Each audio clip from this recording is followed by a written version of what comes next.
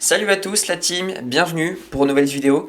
On se retrouve aujourd'hui pour parler de mon Olympique Lyonnais qui va très mal. Cet Olympique Lyonnais qui est 18e et bon dernier de Ligue 1, jamais je ne pensais que ça allait se produire dans les 5 prochaines années. Malheureusement, voilà, la situation elle est telle qu'elle est et maintenant il faut tout faire pour redresser la barre.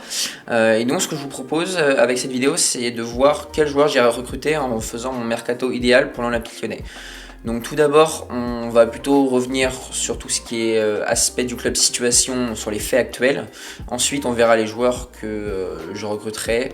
Et puis enfin, je vous montrerai du coup mon 11 que je mettrai évidemment avec des départs et des arrivées. Donc voilà, avant que la vidéo commence, n'hésite pas à t'abonner, ça fait super plaisir, à partager et à liker la vidéo. On est déjà 530 abonnés, ça fait super plaisir. La chaîne avance très rapidement. Donc nouvelle vidéo, allez, c'est parti.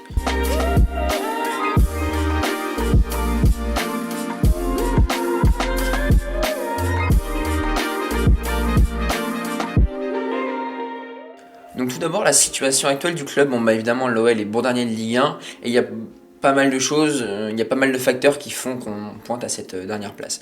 Il n'y a pas que des aspects négatifs hein, évidemment, mais là on va les pointer du doigt parce que quand même faut vraiment qu'ils soient modifiés et améliorés pour que justement on retrouve des places en tout cas pour se maintenir déjà en Ligue 1 et puis après pourquoi pas viser l'Europe. Mais voilà, chaque chose en son temps.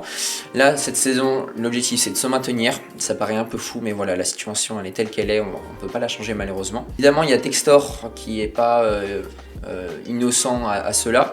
Évidemment, je trouve, moi je suis un anti-Textor personnellement, je trouve que son discours se repose essentiellement en brossant dans le sens du poil entre guillemets les supporters, c'est-à-dire avec beaucoup de qui visent à dire oui ça va, il n'y a pas de problème, des choses comme ça. Et ça je trouve déjà c'est un premier problème. Et puis le deuxième problème c'est évidemment que du côté Textor, bah, financièrement c'est une catastrophe, il est en retard dans tous ses paiements. Par exemple là les sommes qu'il devait à Jean-Michel Aulas, il y a eu des problèmes parce que justement il y a eu du retard, enfin, c'est une des causes des problèmes. Textor c'est vrai que financièrement c'est pas le meilleur loin de là et moi c'est vrai que j'en ai eu peur. Au début je n'étais pas pour Textor. Après j'ai eu une petite phase où je me suis dit ok bon j'ai un peu adhéré à son discours finalement mais sans trop prendre de recul et c'est vrai que maintenant en prenant un peu plus de recul bah, je vois que vraiment on est allé tout droit dans le mur et Jean-Michel Aulas finalement il a pris Textor parce qu'il pouvait rester 3 ans mais c'était qu'une utopie. Puis qui s'est fait entre guillemets limoger, remercier en avril dernier, avril-mai je sais plus, enfin bref au printemps dernier. Évidemment il y a d'autres choses qui font que l'OL en est là actuellement. C'est évidemment les choix d'Aulas, mais je pense plutôt au gang des Lyonnais, c'est-à-dire qu'il y a trop de clans à l'Olympique Lyonnais, il y a le clan des Brésiliens, il y a le clan des Argentins, enfin, en tout cas à Taliafico en tout cas il n'est pas très bien intégré. Donc tu as ceux qui sont formés à l'OL et tu as les autres qu'on critique beaucoup plus, en tout cas de nos supporters. Moi j'essaie assez d'être on va dire neutre et équitable entre les uns et les autres, mais voilà je trouve que les Lyonnais entre guillemets, les Lyonnais formés au club sont surprotégés je trouve et c'est l'un des gros problèmes pour moi à l'Olympique Lyonnais. Et puis aussi un problème c'est que finalement les joueurs à l'OL ils sont dans une bonne situation. Pourquoi? Parce que tu as d'un côté un bon salaire et de l'autre un cadre de vie assez bon on va dire. Lyon c'est quand même une belle ville, il y a largement pire, bon évidemment il y a mieux, mais voilà je trouve que c'est quand même pas mal compte tenu des conditions salariales, ils sont quand même bien payés. Donc voilà, je trouve que c'est aussi un point à soulever et pourquoi pas réduire les salaires pour justement forcer les joueurs à plus mouiller le maillot pour demander justement des augmentations de salaire par la suite qui seraient toutes normales finalement si le joueur est bon. On a un groupe qui n'est pas très soudé, ils essaient de faire croire qu'ils sont soudés, mais voilà, il y a pas mal de problèmes là-dessus. Donc une fois ça dit, il y a pas mal de manques à différents postes à l'Olympique Lyonnais. Alors l'attaque, je considère que ça va. Mais voilà, je trouve les principaux problèmes à résoudre en tout cas à l'instant T, c'est vraiment les problèmes défensifs, mais surtout, et j'insiste là-dessus, sur le milieu de terrain.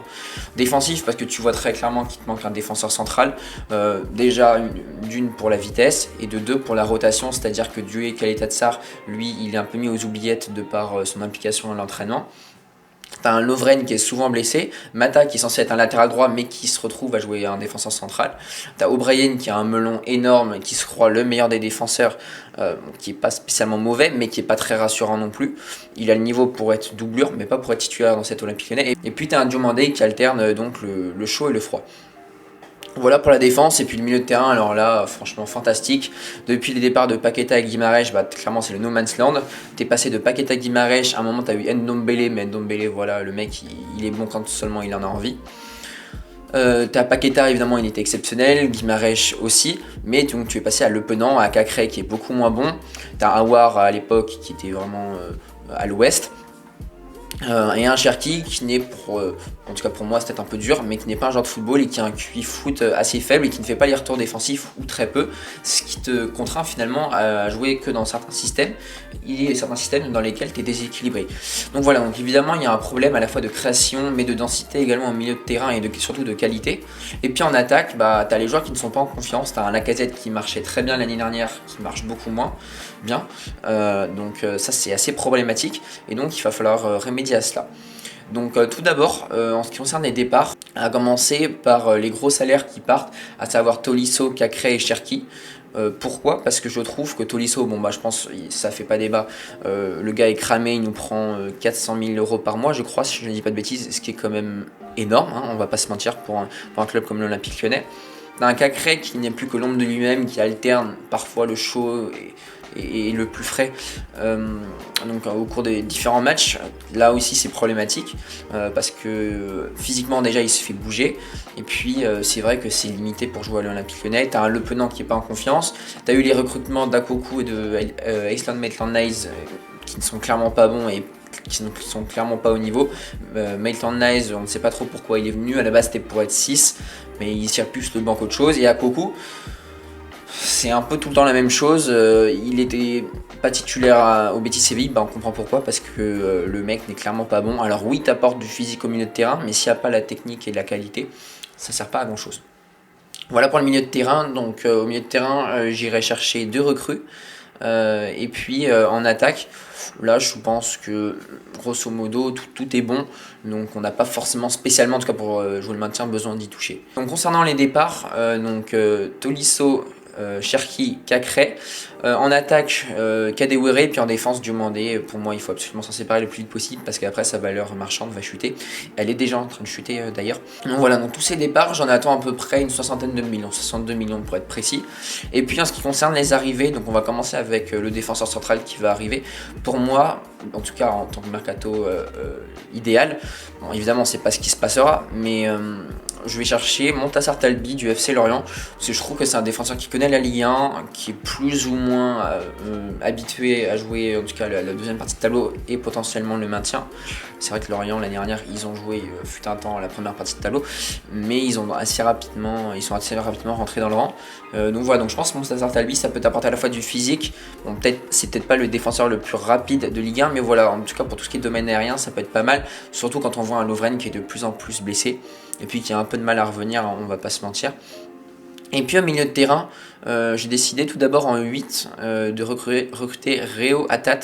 Donc pour ceux qui ne le connaissent pas, c'est un 8 box-to-box qui joue au Celtic Glasgow, qui est estimé à 11 millions d'euros sur le marché des transferts, international japonais, que je trouve très bon, notamment en Champions League, mais également en championnat. J'ai eu l'occasion de regarder 2-3 matchs, et franchement c'est un très bon joueur. Alors évidemment, la première ligue écossaise est bien moins élevée, relevée en tout cas que la Ligue 1, mais je pense que ça peut être vraiment le profil qui nous manque, dans le sens où on recrutera un profil créatif.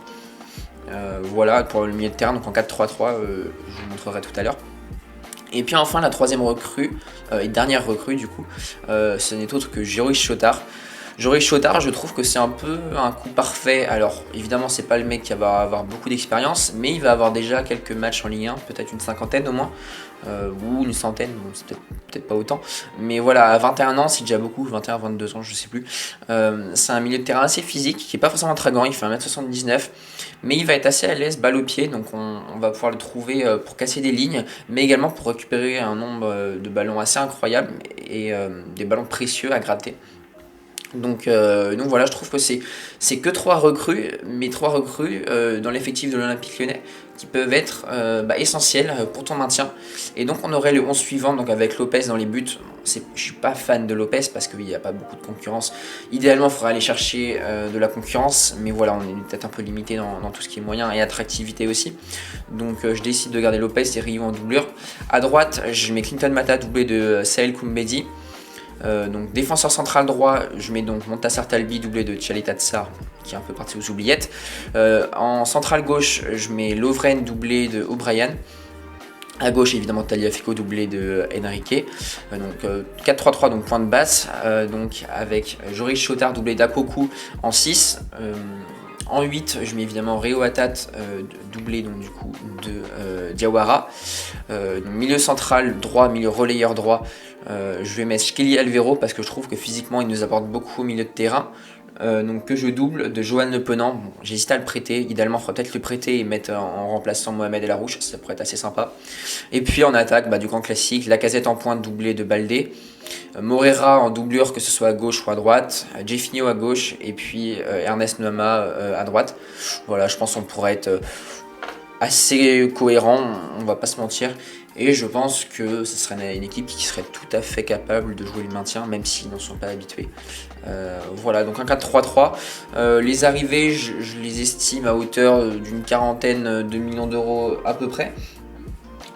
Et puis en masse salariale, on serait à un total de 750 000 euros économisés par mois, avec 1,1 million d'euros en ce qui concerne donc, du coup les départs et donc les arrivées à hauteur de 350 000 euros par mois. Si on fait la différence, 750 000, ce qui est quand même vraiment pas mal, qui économise l'équivalent de plus de 2 fois le salaire de Maxence Cacré qui est de 300 000 ou de Ryan Cherki revalorisé à 300 000.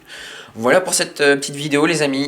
N'hésitez pas à me dire ce que vous pensez de ce mercato, quel mercato vous auriez fait, vous auriez mis, et si vous voulez que je fasse d'autres mercato pour d'autres clubs de Ligue 1 ou pas, d'ailleurs Bundesliga, 5 grands championnats ou autres. Donc voilà, on se retrouve très prochainement pour de nouvelles aventures. Allez, à bientôt la team.